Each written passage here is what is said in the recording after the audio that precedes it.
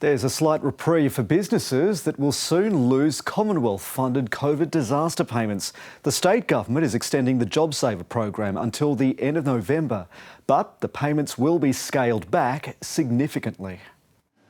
Usually these Indian sweets would fly out the door, but COVID's been cruel.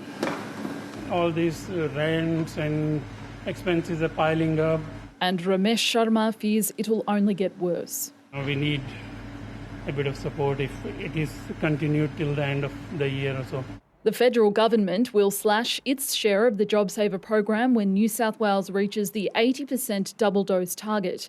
At the same time, the state government will halve its payments. Businesses will not be operating at full capacity, so by maintaining the New South Wales government's contribution to this program, it will allow many businesses the support they need. The program will be axed entirely by the end of November.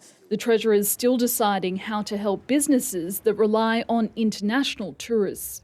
That was a real must-do when people came to Sydney, was to come and see all those icons that you've heard of. So to then go from that sort of percentage to zero, it's been tough. So we certainly want those borders to reopen. Locals have already been promised fast-tracked freedoms. The Premier's pondering what more can open next month. In the week that we open up at 70%, we'll be able to make comment on what the 80% tweaks are. One change that's been confirmed is the reopening date for schools, but it comes with a firm warning to unvaccinated teachers. It will be a condition of employment from the 8th of November to be vaccinated, and we make no apologies for that. From today, people aged 60 and over can get the Pfizer and Moderna vaccines. The government hopes it will drive vaccination rates even higher. This is something that no state in Australia has done, and we can't stuff it up. There were another 941 cases today and 5 deaths. Rani Hayman, ABC News, Sydney.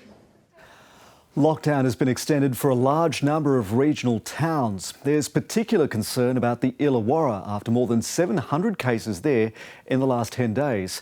And there's concern the virus is continuing to spread in the most vulnerable communities. On a day when the Illawarra recorded another 82 cases, siblings Demi and Klein were eager to get the vaccine.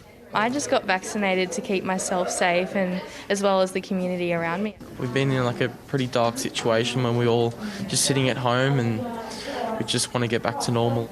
The local housing trust is desperate to get the jabs in before the virus surges. We know regional New South Wales has really struggled to get supplies, so that put our community behind the 8 ball really. But the Premier insists supply is not the issue. We have seen, unfortunately, certain sections of the community in the Illawarra and Shell Harbour regions susceptible to the virus more than others. The opposition is angry at the vaccine delay. We've been saying for weeks now to make sure we do that outreach and take the vaccines to where those vulnerable communities are living.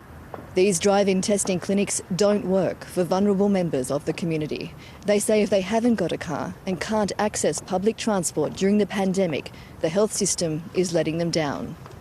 Lockdowns are being extended in 17 regional areas, including Broken Hill and Wilcannia in the far west, the Dubbo region, the Central Coast, Newcastle, Queanbeyan and Shell Harbour and the Shellhaven here in the south until October 11th. And a case of COVID-19 has plunged the snowy Monero region into a 7-day lockdown from this afternoon. The local health service says a further 6,000 Pfizer doses will arrive in the Illawarra this week. Kelly Fuller, ABC News, Wollongong. There's a COVID outbreak in a maternity ward and intensive care unit for babies at Newcastle's John Hunter Hospital. Half a dozen parents are infected so far. The mother of a newborn tested positive while she was in the maternity ward earlier this week. It was put into lockdown and since then 5 other parents have tested positive while they've been in isolation. The babies have been tested multiple times. All of them have tested negative.